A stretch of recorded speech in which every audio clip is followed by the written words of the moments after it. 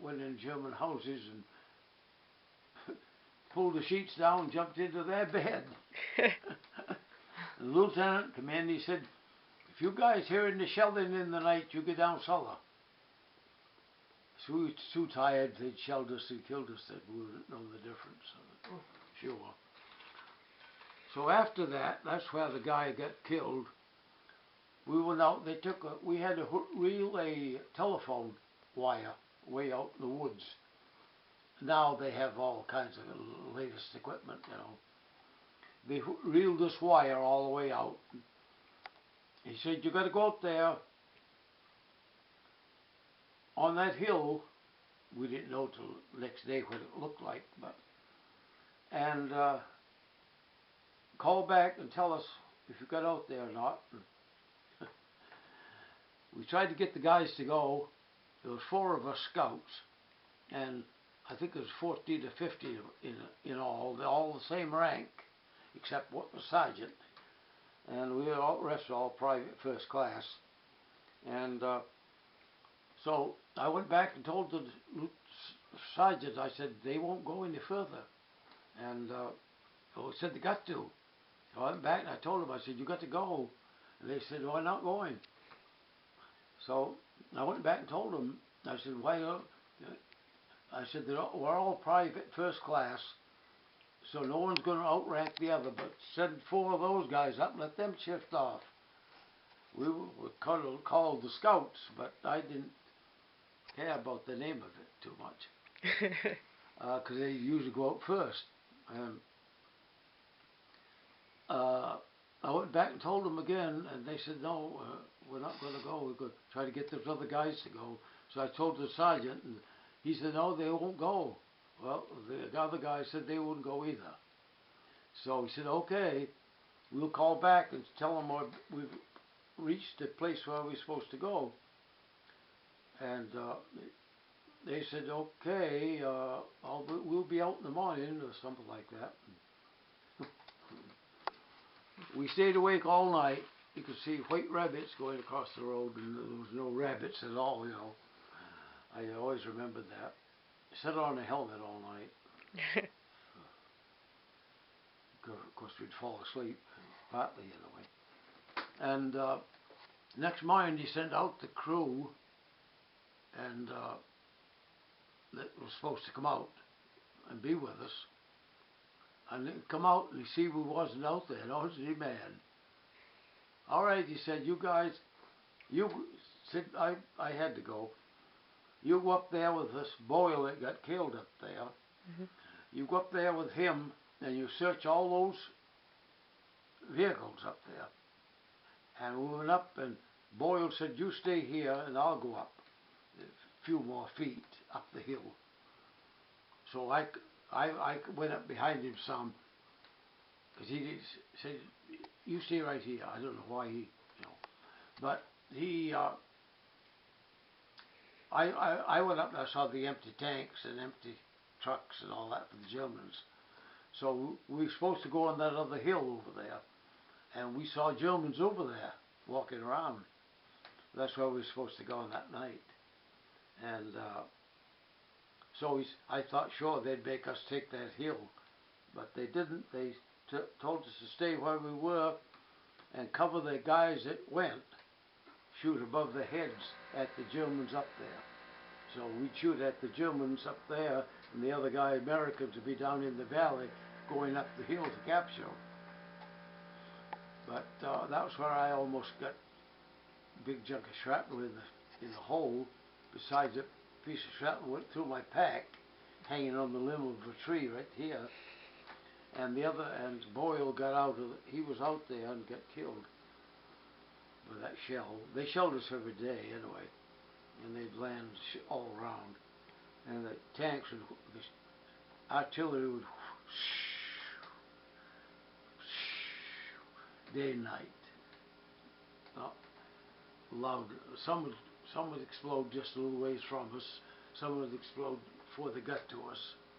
It was pretty hard to hit the top of a hill with artillery.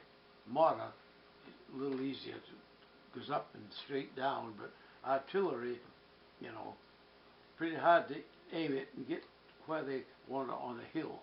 Either hit before it gets on the top or after. Hardly ever up here. But mortar, so I don't know what was aimed at us there. So that's where I left from to go to the hospital. Why did you go to the hospital? Why did you go to the hospital? I was sick.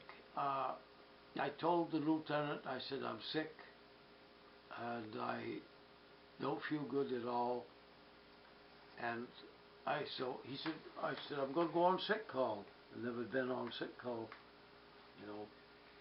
He said, well, it probably won't do you any good, but you go ahead.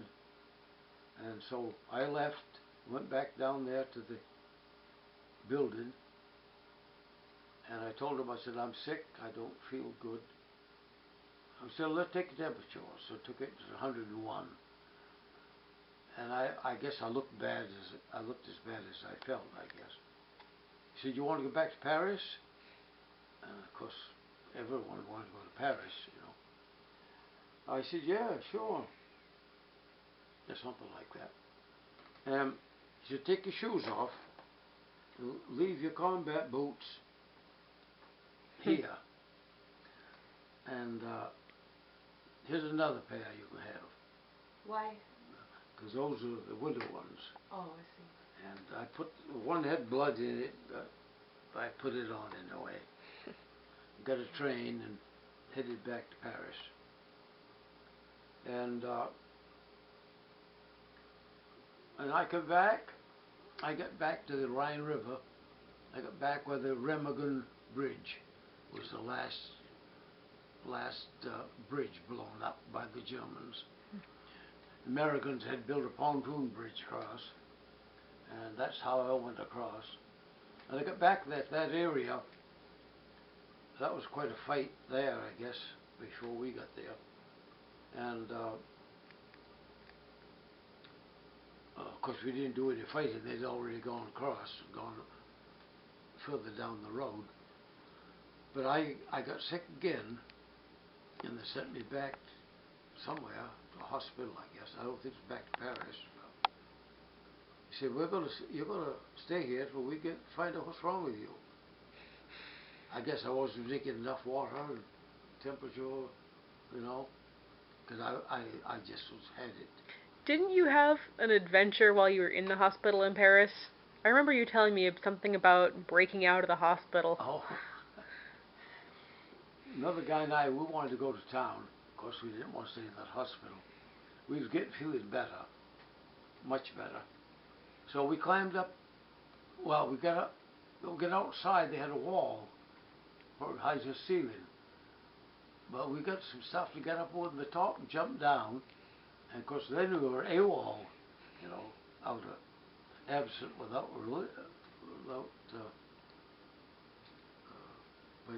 I can't remember what. Without leave. Yeah, leave. Yeah. So this woman across the road, she saw us, and she knew we'd be back sometime, and she put a ladder up for us to get back in the hospital. That was nice of her to do. Yeah. And we went out and drank, you know.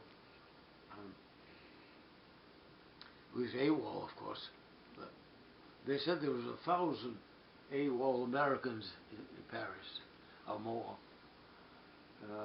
But we didn't get caught, so. So I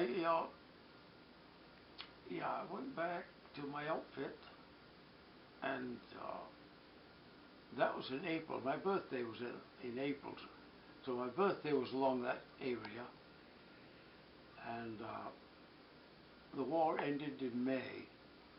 So, and they were leaving fast. The Germans were retreating, and so we were no fighting to speak of, that I know of. They were surrendering by the thousands.